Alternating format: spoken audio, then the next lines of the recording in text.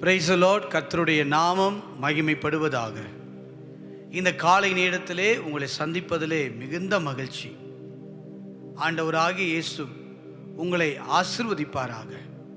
இந்த காலை நேரத்திலும் நாம் கர்த்தருடைய வசனத்தை தியானிப்பதற்கு முன்பதாக ஒரு பாடலை பாடி தேவனை நாம் மகிமைப்படுத்துவோம். உண்மையாகவே தேவன் நம்மை ஆசீர்வதித்து நம்மை மேன்மைப்படுத்த அவர் வல்லமை உள்ளவராய் இருக்கிறார். சங்கீதம் 91:1 வசனம் சொல்லுகிறது, உன்னதமானவரின் மறைவில் இருக்கிறவன் சர்வ வல்லவருடைய நிழலில் தங்குவான். தேவன் நம்மை அவருடைய நிழலின் கீழே நம்மை வைத்திருக்கிறார். இந்த உலகத்திலே நாம் அநேக காரியங்களை கேள்விப்படுகிறோம். அதையெல்லாம் தாண்டி நம்மை ஆசீர்வதித்து நம்மை நடத்தி வருகிற காரியம் அவர் நிழல். இந்த காலை நேரத்திலும் தம்முடைய நிழலினால் நம்மை ஆசீர்வதிப்பாராக. இன்றைக்கு இந்த காலை நேரத்தில் தேவையோடு எதிர்பார்ப்புகளோடு அவர் சமூகத்தை நோக்கி நீங்கள் வந்திருக்கலாம். உங்கள் இருதயம் கலங்காதிருப்பதாக. நிச்சயமாய் நீங்கள் வேண்டிக் கொண்டதை கர்த்தர் உங்களுக்கு அருளச் செய்வார். இந்த காலை நேரத்திலும் தேவனுடைய வசனத்தை தியானிப்பதற்கு முன்பு உம் பாதம் பணிந்தேன் என்னாலும் என்ற பாடலை நாம் கரங்கள் தட்டி உற்சாகத்தோடு நம்ம பாடப்போகிறோம். தேவன் ஆசீர்வதிக்கிற தேவனாய் இருக்கிறார். சேர்ந்து பாடுவோம். காலை நேரத்தில் உயர்த்தி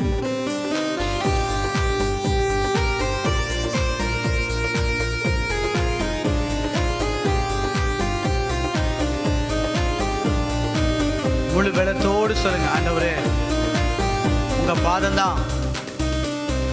உம் பாதம் பணிந்தேன் என்னாலும் துதியே, உம்மை அன்றி யாரை பாடுவேன். ஏசையா உந்தன் அன்பு உள்ளம் பொங்குதே, ஏசையா உந்தன் அன்பு உள்ளம் பொங்குதே. சொல்லுங்க பாப்பா, உம் பாதம் பணிந்தேன் என்னாலும் துதியே, உம்மை அன்றி யாரை பாடுவேன். ஏசையா உந்தன் அன்பு உள்ளம் பொங்குதே, ஏசையா உந்தன் அன்பு உள்ளம் பொங்குதே. பரிசுத்தமே பரவசமே பரனே சருளே வரம் பொருளே. பரிசுத்தமே பரவசமே பரனே சருளே வரம் பொருளே. தேடினதாள் கண்டடைந்தே பாடின பாடல்கள் ஈந்தடித்தே. தேடினதாள் கண்டடைந்தே பாடின பாடல்கள் ஈந்தடித்தே. உம் பாதம் பணிந்தேன் என்னாலும் துதியே, உம்மை அன்றி யாரை பாடுவேன். ஏசையா உந்தன் அன்பு உள்ளம் பொங்குதே. சொல்லுங்க, ஆண்டவரே என் உள்ளம் பொங்குகிறது. ஆண்டவரே உள்ளம் பொங்குதே. புது எண்ணெயாள் புது வேளத்தாள் புதிய கிருபை புது கவியாள். புது எண்ணெயாள் புது வேளத்தாள் புதிய கிருபை புது கவியாள். நிரப்பி நீதம் நடத்துகிறீ, நூதன சாலைவில் சேர்த்திடுவே. நிரப்பி நீதம் நடத்துகிறீ, நூதன சாலைவில் சேர்த்திடுவே. உம் பாதமே உம் பாதம் என்னாலும் துதியே, அன்றி யாரை பாடுவேன். ஏசையா உந்தன் அன்பு உள்ளம் பொங்குதே, ஏசையா உந்தன் அன்பு உள்ளம் பொங்குதே. சொல்லுங்க, இந்த காலை நேரத்தில் நெருக்கத்திலே உம்மை அழைத்தேன், நெருங்கி உதவி எனக்கு அளித்தீ. நெருக்கத்திலே உம்மை அழைத்தேன், நெருங்கி உதவி எனக்கு அளித்தீ. திசை கெட்டெங்கும் அலைந்திடாமல் தீவிரம் வந்தனை தாங்குகிறேன். திசை கெட்டெங்கும் அலைந்திடாமல் தீவிரம் வந்தனை தாங்குகிறேன். உம் பாதம் பணிந்தேன் என்னாலும் துதியே, உம்மை அன்றி யாரை பாடுவேன். உம்மை அன்றி யாருமே இல்லை ஆண்டவரே. சொல்லுங்க, உம் பாதம் பணிந்தேன், உம் பாதம் பணிந்தேன் என்னால்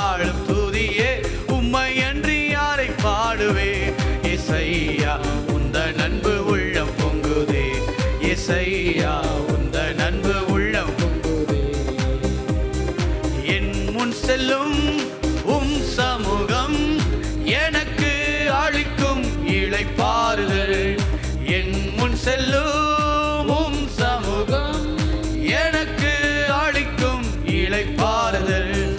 உமது கொடும் தடியும் உண்மையா என்னையும் தேற்றிடுதே. சொல்லுங்க ஆண்டவரே, உமது உங்க கோல் தான் உங்க தடிதான் என்னை தேற்றட்டும், உண்மையா என்னையும் தேற்றிடுதே.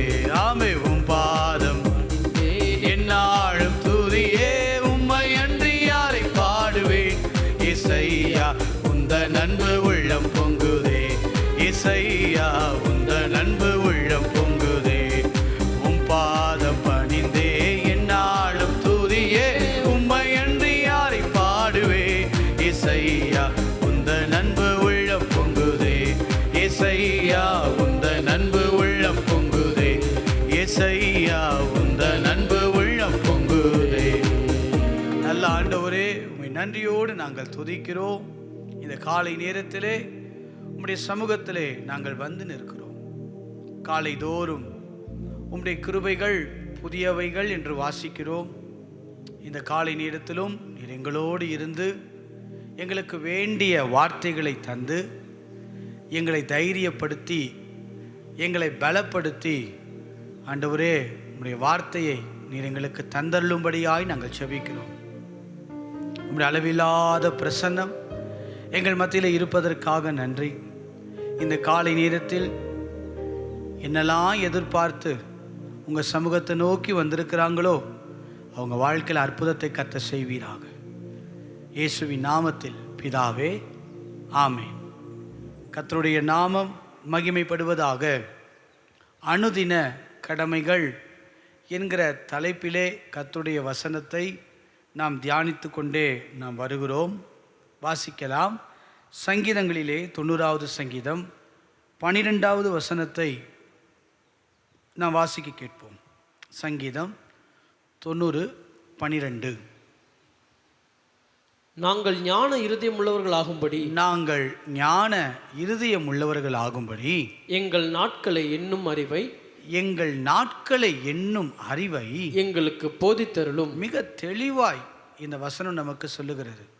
எங்கள் நாட்களை எண்ணும் அறிவை எங்களுக்கு போதித்தருளும்.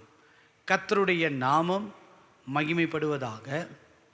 நாம் கடந்த நாட்களிலே பார்த்தோம், எல்லாரும் வருடத்தை தான் மனதிலே வைத்து அவர்கள் எந்த ஒரு காரியத்தையும் நிர்ணயம் செய்வார்கள். ஒரு பெரிய ஒரு நிர்வாகமாக இருக்கலாம், அல்லது ஒரு பெரிய கம்பெனியாக இருக்கலாம், ஒரு பெரிய தொழிலாக இருக்கலாம், அல்லது தனிப்பட்ட வாழ்க்கையில் ஏதோ நாம் செய்து முடிக்க வேண்டிய ஒரு காரியமாக இருக்கலாம். எல்லாரும் எதை கணக்கிலே வைத்து அவர்கள் பார்ப்பார்கள் என்றால் வருடத்தை தான் கணக்கிலே வைத்து அவர்கள் பார்ப்பார்கள்.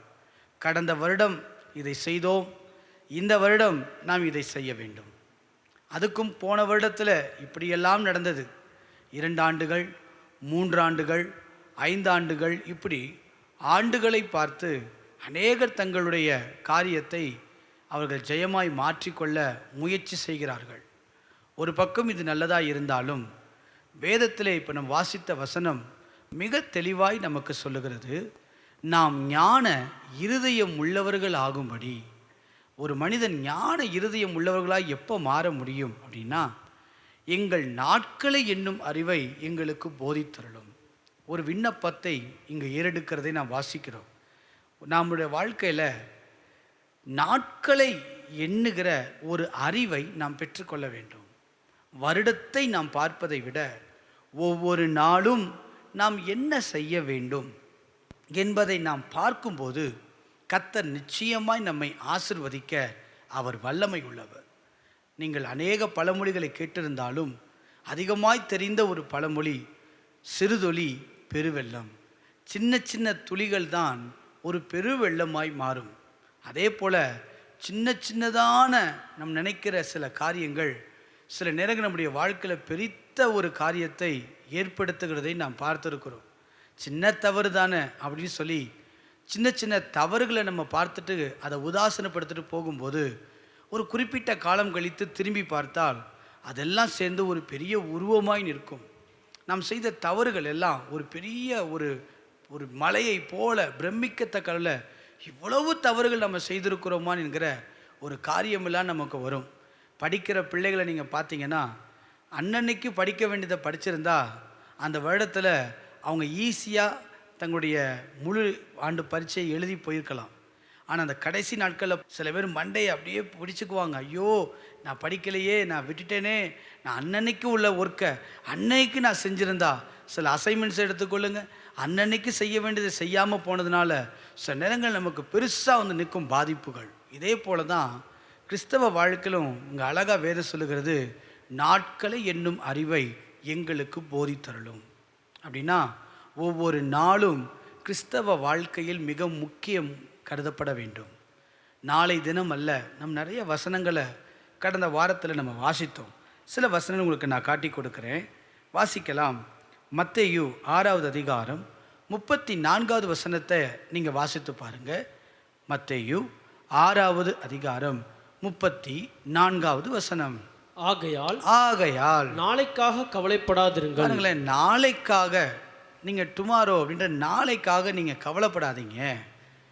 நாளைய தினம் தன்னுடையவர்களுக்காக கவலைப்படும். அது கவலைப்பட்டுக்கும், நீங்க கவலைப்படாதீங்க. அந்தந்த நாளுக்கு அதின் பாடு போதும். உண்மைதானே? அன்னன்னைக்குரிய பாடே நமக்கு பெருசா இருக்கு. அன்னன்னைக்கு நாம் சந்திக்க வேண்டிய பிரச்சனைகளை தீர்வு காண்பதே போதும் என்கிற அளவுக்கு இருக்கு. இதுல நாளைக்கு என்பதை குறித்து நம்ம யோசிப்பதற்கு நேரம் இல்லை. நாளைக்கு என்ன நடக்கும் என்பதை ஒரு மனிதன் யோசிக்கிறதுக்கு ஆண்டவர் வேதத்தில் அனுமதிக்கவே இல்லை. நாளைய தினத்தை குறித்து கவலைப்படாதீங்கப்பா, நாளைய குறித்து கவலைப்படாதீங்க. நாளைய தினத்தை நம்ம எப்படி அறிந்து கொள்ள முடியும்? நாளைக்கு என்ன சம்பவிக்கும்னு யாருக்கு தெரியும்? எந்த மனிதனுக்கும் தெரியாது. ஏன் அடுத்த நிமிடம், ஏன் அடுத்த ஒரு மணி நேரம் கழித்து என்ன சம்பவிக்கும் யாருக்கும் தெரியாது. இன்றைக்கு என்கிற கணக்கு தான் நமக்கு எப்போவுமே முக்கியம். அப்போ கிறிஸ்தவ வாழ்க்கையில் இன்று என்பது ரொம்ப முக்கியமான ஒரு தருணம். இன்றைக்கு ரட்சிக்கப்பட்டாயா? இன்று வேதம் வாசித்தாயா? இன்று ஜெபித்தாயா? இன்று ஊழியம் செய்தாயா? இன்று தேவ சமூகத்தில் இருந்தாயா? நாளை அல்ல, இன்று. அதைத்தான் வேதம் மிக ஆழமாய் அழுத்தமாய் குறிப்பிடுகிறது. இன்றைக்கு செய்தியுடைய தலைப்பும் அதுதான், அனுதின கடமைகள். ஒரு கிறிஸ்தவ வாழ்க்கையில் அனுதினமும் நாம் சில கடமைகளை நாம் நிறைவேற்றி கொண்டே செல்ல வேண்டும். எப்படி ஒரு மனிதன் காலையிலே எழும்பி அனுதின கடமைகள் என்று சில காரியங்களை செய்கிறாரோ, அதே போல கிறிஸ்தவ வாழ்க்கையின் ஆரோக்கியத்திற்காக அனுதினமும் ஒரு காரியத்தை நாம் செய்தே ஆக வேண்டும். அதிலே கடந்த வாரத்தில் நாம் பார்த்தோம், அனுதினமும் உத்தமமாய் நடக்க வேண்டும்.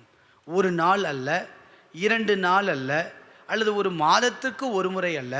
வேதம் மிக தெளிவாய் சொல்லுகிறது, அனுதினமும். அதற்கு நாம் அநேகரை குறித்து நம்ம பார்த்தோம். ஆபிரகாமை பார்த்து ஆண்டவர் சொல்கிறார், 99 வயதாகும்போது நீ எனக்கு முன்பதாக நடந்து உத்தமனாயிரு. ஒரு ஆசீர்வாதம் வேண்டுமானால் தேவன் உத்தமத்தை ஒரு மனிதனிடத்தில் எதிர்பார்க்கிறார். ஒரு விடுதலை வேண்டுமானால், ஒரு வியாதியிலிருந்து சுகம் வேண்டுமானால், எசேக்கியா ராஜா சொல்கிறாரு, உத்தம இருதயத்தோடு தொழுது கொண்டேன் ஆண்டவரே.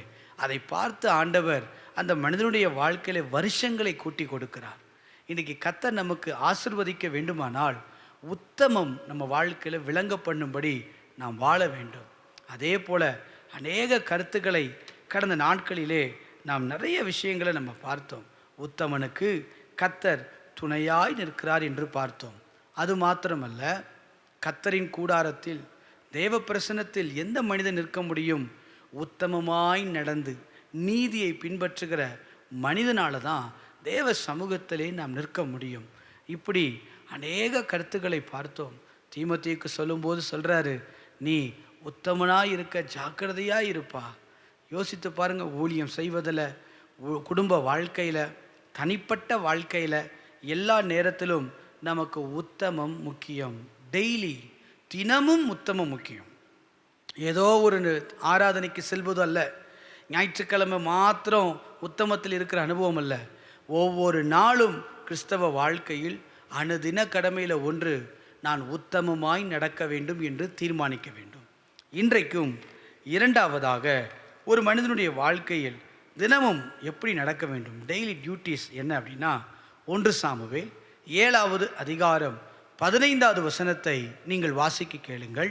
1 சாமுவேல் 7வது அதிகாரம் 15வது வசனத்தை நாம் வாசிப்போம். சாமுவேல் உயிரோடு இருந்த நாளெல்லாம், பாருங்க, சாமுவேல் உயிரோடு இருந்த நாளெல்லாம் இஸ்ரவேலை நியாயம் விசாரித்தான். வேதம் மிக அழகாய் சொல்லுகிறது. கர்த்தருக்கு மகிமை உண்டாகட்டும். தான் உயிரோடு இருந்த வருடங்கள்னு சொல்லல, நாளெல்லாம் இஸ்ரவேலை நியாயம் விசாரித்தான். 2வது, கிறிஸ்தவ வாழ்க்கையில் அனுதின கடமைகளில் 2வது எதை தேவன் நம்மளிடத்தில் எதிர்பார்க்கிறார் என்றால், ஒரு பயனுள்ள வாழ்க்கை நாம் வாழ வேண்டும். நீங்கள் வேணால் எழுதி கொள்ளுங்க. முதல்ல நான் சொன்னேன், ஒரு உத்தமமாய் வாழுகிற வாழ்க்கை வேண்டும். தினமும் உத்தமம். ஒரு நாள் அல்ல, டெய்லியும் கர்த்தர் என்னை பார்க்குறாரு, கர்த்தர் என்னை கவனிக்கிறாரு, அவர் என்னை பார்த்துக்கிட்டே இருக்கிறார், அவர் கண்களுக்கு மறைவாக நான் எங்கேயும் போக முடியாது, அவர் என்னை வாட்ச் பண்ணிக்கிட்டே இருக்கிறாருன்னு சொல்லி நம்ம நடக்கையில், பேச்சில், செய்கையில் எல்லாவற்றிலும் உத்தமமாய் நாம் நடக்கும்போது கர்த்தர் நம்மை ஆசீர்வதிக்கிறார். அப்போ முதல்ல உத்தமம் அவசியம். 2வதாக நம்ம இன்னைக்கு பார்க்குறோம், உயிரோடு இருந்த நாளெல்லாம் இஸ்ரவேலை நியாயம் விசாரித்தான். ஒரு மனிதன் தன்னுடைய வாழ்க்கையை பிரயோஜனம் உள்ளதாய் இருக்கிறதை நம்ம வேதத்தில் வாசிக்கிறோம். 2வது, அனுதினமும் பயனுள்ள ஒரு வாழ்க்கையை நாம் வாழ வேண்டும். உயிரோடு இருக்கும் நமக்கும் பயனுள்ளதாக இருக்கணும், மற்றவங்களுக்கும் ஒரு பயனுள்ள வாழ்க்கையை நாம் வாழும்போது தான் கர்த்தர் நம்மை ஆசீர்வதிப்பார். வாசியுங்கள். பிலிப்பியர் 1வது அதிகாரம் 23, 24 ஆகிய வசனங்களை நாம் வாசிக்க கேட்போம். பிலிப்பியர் 1வது அதிகாரம் 23, 24வது வசனம். ஏனெனில், பாருங்க, ஏனெனில் இவ்விரண்டினாலும் நான் நெருக்கப்படுகிறேன், தேகத்தை விட்டு பிரிந்து கிறிஸ்துவுடனே கூட இருக்க எனக்கு ஆசை உண்டு. இங்க சொல்றாரு பாருங்களேன், தேகத்தை விட்டு பிரிந்து கிறிஸ்துவுடனே இருக்க எனக்கு ஆசை உண்டு. அது அதிக நன்மையா, எனக்கு அது ரொம்ப நன்மையா இருக்கும், எனக்கு அது போதுமானதா இருக்கும். ஆனா அப்படி இருந்தும் நான் சரீரத்தில் தரித்திருப்பது, பாருங்க, நான் சரீரத்தில் தரித்திருப்பது உங்களுக்கு அதிக அவசியம். யாருக்கு அவசியம்னா அந்த தேச மக்களுக்கு. நான் சரீரத்தில் தரித்திருப்பது மற்றவர்களுக்கு, உங்களுக்கு அதிக அவசியம். இங்க பவுல் சொல்றாரு, எனக்கு என்ன ஆசைன்னா கிறிஸ்துவோடு நான் இருக்க தான் எனக்கு ஆசை. கிறிஸ்துவோடு, அவரோடு போயிடணும், போதும். இந்த தேகத்தில் வாழ எனக்கு ஆசை இல்லை, இந்த சரீரத்தில் இருக்கிறதுக்கு எனக்கு விருப்பம் இல்லை, இந்த உலகத்தில் இருக்கிறதுக்கு.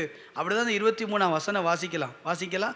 ஏனெனில் இவ்விரண்டினாலும் நான் நெருக்கப்படுகிறேன். 2 நாளும், எந்த 2 நாளும்?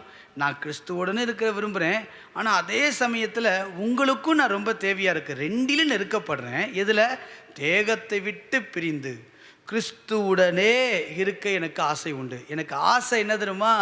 கிறிஸ்துவுடன் மட்டும்தான் நான் இருக்கணும். எனக்கு இந்த தேகம் வேண்டாம், இந்த உலகம் எனக்கு வேண்டாம், நான் எல்லாம் முடிச்சிட்டேன்ப்பா, எனக்கு கிறிஸ்துவோடனே இருக்க தான் ஆசை, அது எனக்கு நன்மை. ஆனாலும் பாருங்க, வாசிங்க 24ஆம் வசனம். அப்படி இருந்தும் நான் சரீரத்தில் தரித்திருப்பது யாருக்கு அவசியம்னா, பவுலுக்கல்ல, உங்களுக்கு அவசியம். அப்படி ஒரு பிரயோஜனம் உள்ள வாழ்க்கையை வாழத்தான் கர்த்தர் நம்மை அழைத்திருக்கிறார். 2வது, ரொம்ப முக்கியமான காரியம், இதெல்லாம் நம்ம யோசிக்கிறதே இல்லை. இன்றைக்கி காலை தியானத்துக்கு இது ஒன்று மட்டும் கூட நான் சொல்கிறேன், யோசிச்சு பாருங்கள். இன்றைக்கி சரீரத்தில் தரித்திருப்பது, இன்றைக்கி யாராவது நம்மளை பார்த்து அப்படி சொல்லுவாங்களா? நீங்கள் எங்கள் கூட இருப்பது ரொம்ப அவசியம். இன்றைக்கி நாமும் பிரயோஜனமாக வாழணும், அடுத்தவங்களுக்கும் பிரயோஜனம் உள்ளவங்களாக இருக்கணும்.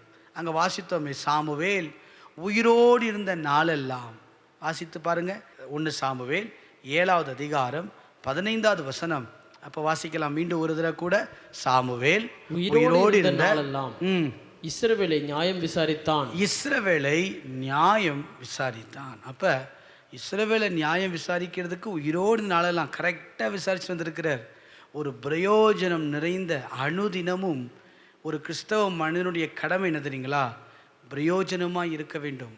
காலையில் எழும்பி இருக்கிறோம், இன்றைக்கி இரவு படுக்க போகிறோம்.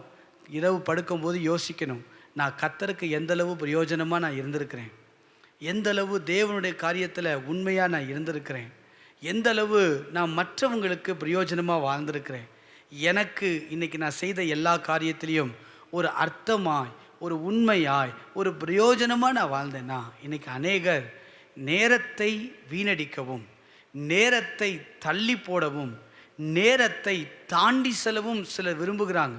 அதுக்கு சொல்லவே தேவையில்லை. ஒரு மொபைல் ஃபோன் எடுத்தால் போதும், பல மணி நேரங்கள் போய்விடும். இன்றைக்கி மொபைல் ஃபோனை எடுத்துட்டா நேரம் போகிறதே தெரியல. சமைப்பதை காட்டிலும், வேலை செய்வதை காட்டிலும், வேலைக்கு போவதை காட்டிலும், மற்ற கடமைகளை செய்வதை காட்டிலும் எல்லாவற்றையும் ஒதுக்கி வச்சுட்டு ஒரு மொபைல் எடுத்தால் போதும், அது நம்ம நேரத்தை வேகமாக கொள்ளடிச்சிட்டு போயிடுது. ஆனால் கிறிஸ்தவ வாழ்க்கை என்பது அதல்ல. அணுதின கடமையில் நம்ம வாழ்க்கை வாழ்கிறோம்ல. இன்னைக்கு நான் எத்தனை பேருக்கு பிரயோஜனமாக இருந்தேன்? ஒரு பிரயோஜனம் உள்ள வாழ்க்கையை நாம் வாழதான் கிறிஸ்தவ வாழ்க்கையினுடைய அணுதின கடமை. அல்லேலூயா. வாசிங்கள் நீதிமொழிகள் 31:12 வசனத்தை நாம் வாசிப்போம். அவள் உயிரோடு இருக்கிற நாளெல்லாம், வேதம் சொல்லு பாருங்களேன், அவள் உயிரோடு இருக்கிற நாளெல்லாம் அவனுக்கு தீமை அல்ல, அவனுக்கு தீமையை அல்ல நன்மையையே செய்கிறாள். அப்போ ஒரு மனிதனுடைய வாழ்க்கையில உயிரோடு இருக்கிற நாளெல்லாம் எப்படி இருக்கணும்? மற்றவங்களுக்கு தீமையை அல்ல நன்மையே செய்கிற ஒரு அனுபவம் நம்ம வாழ்க்கையில் இருக்க வேண்டும். இப்படிப்பட்ட அனுபவம் இருக்கும் என்றால் கர்த்தர் நம்மை ஆசிர்வதிக்க அவர் வல்லமையுள்ள தேவனாய் இருக்கிறார். நீங்கள் வாசித்து பார்ப்பீர்கள் என்றால் நிறைய வசனங்கள் உங்களுக்கு நான் கோட் பண்ணி வேதத்தில் இருக்க பரிசுத்தவான்கள் தங்கள் உயிரோடு இருந்த நாட்களில் தேவனுக்கு பயனுள்ளவர்களாய் இருந்திருக்கிறார்கள். தேவனுடைய பிரசன்னத்துக்கு, தேவனுடைய ராஜ்யத்திற்கு, தேவனுடைய காரியங்களுக்கு மிகவும் ஒரு பயனுள்ள ஒரு பாத்திரமாய் இருக்க வேண்டும். நம்ம பாடுறோம், ஆண்டவரே நாதா உம் திருக்கரத்தில் இசைக்கருவி நான், நாள்தோறும் என்னை மீட்டும். நம்ம பாடுறோமே, நாள்தோறும் நம்மை மீட்ட வேண்டும், நாள்தோறும் அவர் பயன்படுத்த வேண்டுமானால் மற்றவர்களுக்கும் நாமும் பயன்படுகிற ஒரு பாத்திரமாய் நாம் மாறும்போது கர்த்தர் நம்மை ஆசிர்வதிக்க அவர் வல்லமை உள்ள தேவனாய் அவர் இருக்கிறார். இரண்டாவது கருத்து நம்ம பார்த்தோம், அனுதின கடமையில் மற்றவர்களுக்கு நாம் பிரயோஜனம் உள்ளவர்களாக இருக்கணும். இன்றைக்கி ஒரு தீர்மானத்தோடு நீங்கள் போங்க, ஆண்டவரே இந்த காலையிலிருந்து நான் சாயந்தரம் வரைக்கும் நான் வேலை செஞ்சேன், எவ்வளோ பிரயோஜனமாக இருந்துச்சு, உங்கள் ராஜ்யத்துக்கு நான் என்ன செஞ்சேன்? வேதம் சொல்லுகிறது, சமயம் வாய்த்தாலும் சமயம் வாய்க்காவிட்டாலும் சுவிசேஷத்தை பிரசங்கியுங்கள்.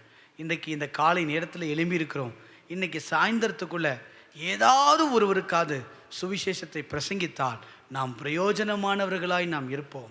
ஏதாவது ஒரு விதத்தில் தேவனுக்கு நாம் ஜெபத்தை செலவிட்டால், தேவனுடைய பாரத்தை சுமந்து ஜெபிக்கிற அனுபவம், தேவனுடைய கரத்திலே விழுந்து கிடக்கிற அனுபவம், உபவாசிக்கிற அனுபவம், வேதம் வாசிக்கிற அனுபவம், இப்படி ஏதாயிலும் ஒரு பிரயோஜனமான ஒரு காரியத்தை நாம் செய்வோமானால் அதுதான் நம்முடைய வாழ்க்கையின் அனுதின கடமைகளாய் அது மாற முடியும்.